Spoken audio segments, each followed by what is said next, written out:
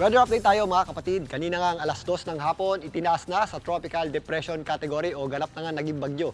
Itong binabantayan nating low pressure area na mas malayo sa ating bansa. Ito po ay huling namataan ng Pag-asa sa lying around 1,120 kilometers east of Northern Luzon. Ito po ay nasa Tropical Depression category nga na may taglay na lakas ng hangin na umaabot sa 45 kilometers per hour malapit sa kanyang gitna. At kung minsan, may mga pagbugsong umabot sa 55 kilometers per hour. Samantalang, meron pa rin tayong binabantayan low pressure area na huling namataan ng Pag-asa sa lying around 170 kilometers east-southeast ng Basco, Batanes. Ito pong bagyong Dante at ito pong low pressure area na mas malapit sa ating landmass or kalupaan ang humihila o nagpapalakas sa ating habagat o southwest monsoon na siya pong nagpapaulan sa malaking bahagi ng ating bansa, particularly sa western section nito. Ito pong bagyong Dante ay kumikilos pa north-northwestward sa bilis na 20 kilometers per hour. At kung papansinin nyo itong ating wind simulation at wind map, makikita natin itong bagyong Dante ay posible pong umakyat lamang dito sa itaas na bahagi o dito sa ibabang bahagi ng southern Japan at hindi po na natin nakikitang mag-landfall or tumama sa lupa.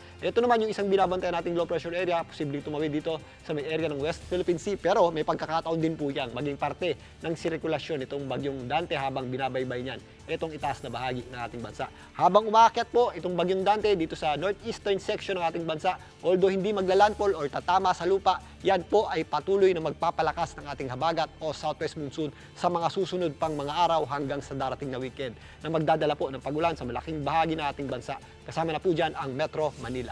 Sa katunayan, nakataas pa rin po ang weather advisory ng Pag-asa para sa dami ng ulan ngayong hapon hanggang bukas ng hapon. Meron tayong inaasahang intense to kung minsan torrential rains dito po sa Metro Manila, Zambales, Bataan, Cavite, kasama po dyan ang Occidental Mindoro. Ito pong mga ganitong klase ng ulan ay posible pong magdulot ng mga malawakang pagbaha. Kaya doble ingat po tayo dito po sa mga lugar na aking nabanggit. Samantalang heavy to intense rains naman ang ating aasahan dito po sa probinsya ng Pangasinan, Benguet, kasama po dyan ng Baguio City, Tarlac, Pampanga, Bulacan, Laguna at Rizal.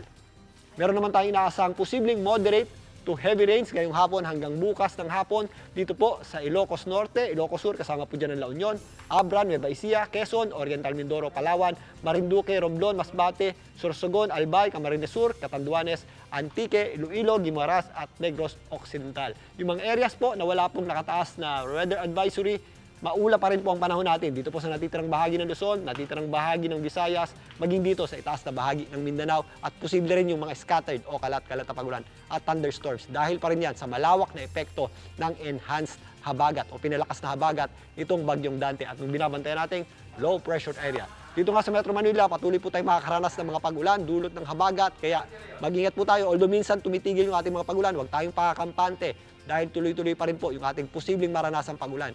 Dahil nga sa ating habagat, kaya sa mga lalabas ng bahay, ugaliin pong magdala ng payong or bota at mag-ingat po sa mga areas na bahain at umiwas po tayo dyan. Yan po ang latest sa ating lagi ng panahon. Muli ako po ang inyong weather frontliner, Alvin Pura, na laging may panahon para sa iyo.